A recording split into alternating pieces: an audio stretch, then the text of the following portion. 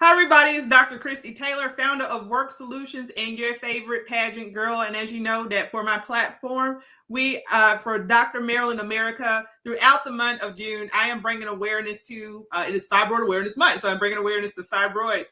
And I have dealt with fibroids personally. I have shared with you my story about having 2 myomectomies and the emotional triggers that are associated with that and just that journey. And so all month, throughout the month of June, I am going to be interviewing women and getting them to share their stories. And this is going to be available on our Work Global News YouTube channel, as well as my personal Instagram and TikTok. So wherever we can do long form content that's about 10 to 12 minutes. Okay. And so I'm excited for my guest today. Because now we're international because Miss Andrew is joining us from the UK. And so, Lesley, thanks so much for volunteering to tell your story. And so why don't you introduce yourself to the audience and tell us a little bit about your fibroid journey?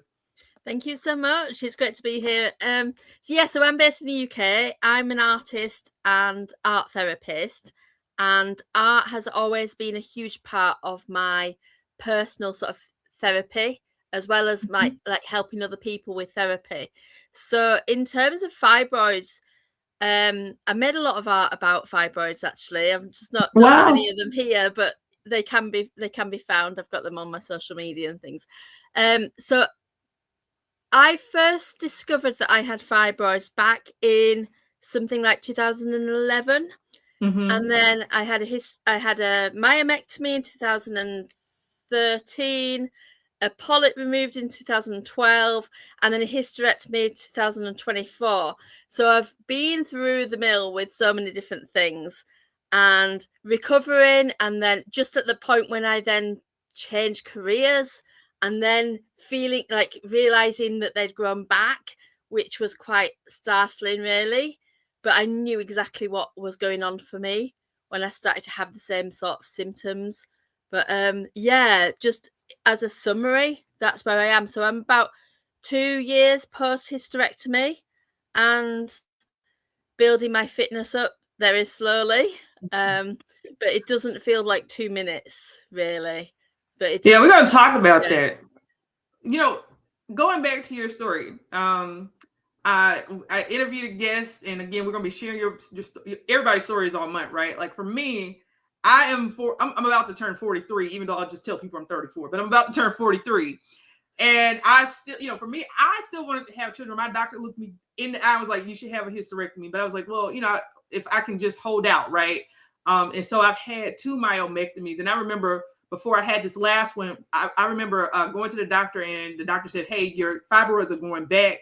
No big deal right now. It's small, but that small turned quickly, over the last 6 years, turned into something that was difficult to even manage. So when did you first realize something wasn't right? And what was the process of getting diagnosed like for you, even from the very beginning? Yeah. So from the beginning, what I was noticing is just how I just wasn't feeling well at work. I was feeling really tired, and that was the anemia. I was feeling like I'd drive to work and my arms would be hurting just holding the steering wheel. And there were times when I'd be at work and I'd be feeling really lightheaded. So I needed to get that checked out. And I literally had every single test under the sun.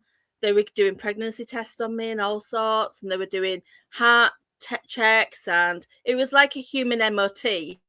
And I'm in the UK, so the health system's very different over here to sort of the US and like a lot of countries. And what I really noticed with that is that I was just like almost like just didn't really know what was going on.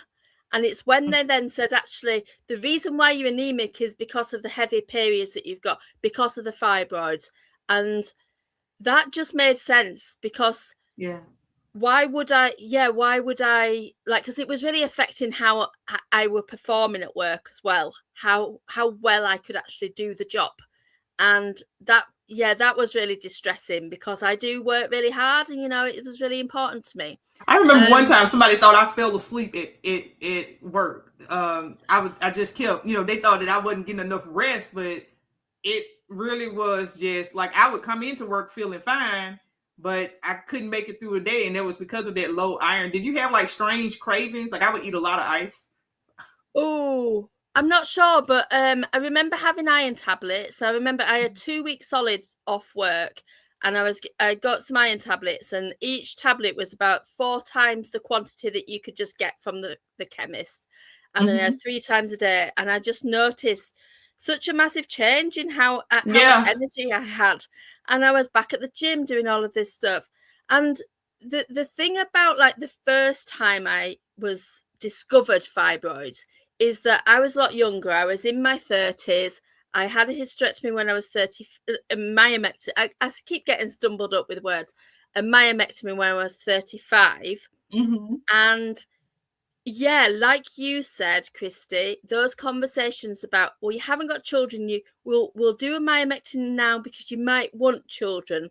And I just come out of a relationship, and it wasn't on my radar to have children. However, I like to keep my options open, sort of thing. And then sort of 10 years later, as I was starting to feel, I'm thinking, I feel like I'm being anemic again. I feel like this is what it is. And I could feel my tummy. I could literally feel what I could only know to be fibroids through my tummy, through that abdomen, through the skin when I was sat down. And I went to the doctors and I said, look, I think the fibroids have come back.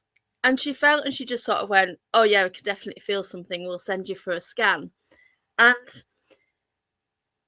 sort of 10 years later, my circumstances weren't in that place where I still hadn't had children. It felt like there was an inevitability of needing to have a hysterectomy, that it didn't feel like I had a choice, but then the best choice was to be able to make a choice. It was empowering to have a choice, but it didn't feel like I had much of an option. So it's strange. And whenever I've kind of mentioned children to people, they would be a bit surprised that, we just not see you as like somebody that would have children. But I've worked with children all my life. Like I was a teacher, and then I was doing same things like that. But it was definitely about the circumstances, like not having children because of the circumstances rather than out of choice, or because I know so many people that have had pregnancy losses and baby losses, and I've experienced that too, you know. Have you? So, it's awful, but really very different, and a very different narrative. But it's after I had my hysterectomy, which was 2 years ago. At first, maybe it was the morphine and things like that, I had this weird relief. It was like uterus liberation day. It felt like that. It felt like because there was so much that I couldn't do because of the fibroids. There were so many times that I had to take time off work. I would have to cancel trips. Like I used to do loads of hiking and running, and we'd have to cancel those things. I even went over to Wales on a hiking holiday and had to stay in the hotel while my friends went hiking. And there's so many things. So actually, that day felt like life. Pardon? Your quality of life improved after the hysterectomy. Yeah. But then actually, what I was shocked by, and as a therapist, maybe why am I so shocked that the emotional impact was going to be there? Was that kind of loss, that kind of, oh my gosh, there's a finality of not being able to have biological children. There's a certainty about that. There was a grief that hit me somewhat unexpectedly. And I think it was maybe my nervous system responding to all of this change, and all of my body kind of going, oh, what the heck's going on with you here? And that's what I think's taken the longest to heal. I think physically we have a lot of pressure to heal quickly and to be getting back to work and getting back to your usual routine, get back to your fitness and everything. there's a message to go slow, but even going slow, we're talking months rather than like longer. But I think emotionally and the nervous system, I think it takes longer to recover from such an impactful thing, and those 3 lots of surgeries that I have generally just got on with it, and I think that's part of the way that I've been, really, is that, you know. Yeah, and I think women need to hear that right now. Listen, because again, I have to, because I have my regular business stuff up here, but my doctorate degree is in health science, and I'm a health educator, and that's what I've worked on college campuses doing before moving into full scope human resources. But that is an emotional thing. Again, I was 30 when I had my first myomectomy. It's a big difference at 42, but it's still there, right? Because we are getting to the sense of finality. Was like, okay, if you can have.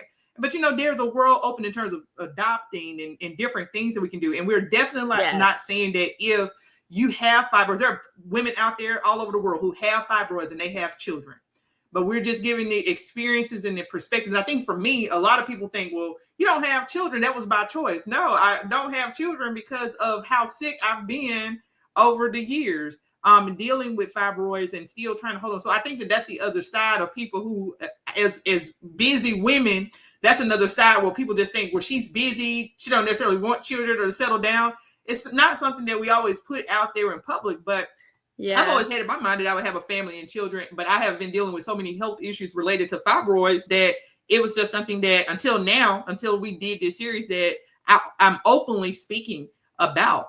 And so, Lesley, we're going to begin to wrap up this interview, but I have 2 final questions I want to make sure that I ask you. And so probably give me like 60 seconds on each, because you already kind of hit on this, the lifestyle changes and the treatment post-surgery. How are you feeling? I think you kind of pointed that out already, right? The things that you're dealing with, but is there anything else you want to add to that? So what is and still and was very much important was really that recognition of the small things really make a difference. So when the first time I walked, just even kind of round the block, just 5 minutes walk, like that was just like such a massive achievement. Yes. Those small things that really build up and make a difference, and being able to take time to pause. So I have a framework called a new pace. It's about stepping into a new pace at times of change and challenge, where you, instead of being forced to stop, you take time to pause, act, create, and empower, and you're stepping into a new version of yourself all the time. So whatever it looks like for you, whether you're pausing or whether you're about to act, it's just really acknowledging that and doing it at your own pace. Well, that goes right into my very last question, because you are an art therapist, right? And so I hear that therapeutic part of you, even as you're sharing your story. So before we close, is there a final message you want to share with women? I think you kind of just did that, but also tell us where we can contact you. Tell us about your business or anything you have coming up next. Yeah. So yes, I'm an art therapist, and the main thing with that is that I help people to express themselves, especially when they're going through things that are hard to talk about verbally. And that's when the image making, the art comes in, and lots of creative things can help in that way. So making a piece of art can be a way of expressing feelings, or, releasing certain energies that feel trapped. And that can be really, really helpful, especially when going through a change. You don't need to be good at art at all. And I have lots of content on Instagram is probably my main thing. So where can people find you on Instagram? We'll have her stuff, guys. I'm at Lesley.Andrew_art_therapist. All right. So this has been so great. Lesley, we appreciate you stopping in to share your experience. So we can say that this whole fibroid campaign awareness, it went international. But I think the other piece about the international thing is that there are women all over the world. So you may feel alone. You may feel that there's no one in your corner who understands what you're going through. But there are women who are all over the world who are experiencing this. And so I hope that if you're listening in on this, that you learn something from the women who have stepped in and stepped up to share their stories, and you know that you are not alone. We'll be posting resources all month, sharing stories of other women. Lesley, any final words before we end today's interview? Thank you so much. It's just what you've been saying. You're not alone, and we can often think that it's just the physical symptoms, the biology, but there's the social factors, and then there's the psychological factors that come in. And often at times when maybe there's other things going on in life as well, like we're often sort of in midlife when there's all sorts of things happening in our bodies that we don't really understand. So yeah, it's okay to be able to just go, we'll just, thank you. This was fantastic. Lesley, thank you again. And guys, check her out. We'll have her stuff in the description. Tune in. We're going to have stories every week. Real Women, Real Stories, Fibroid Awareness Month. Thank you again. Thank you.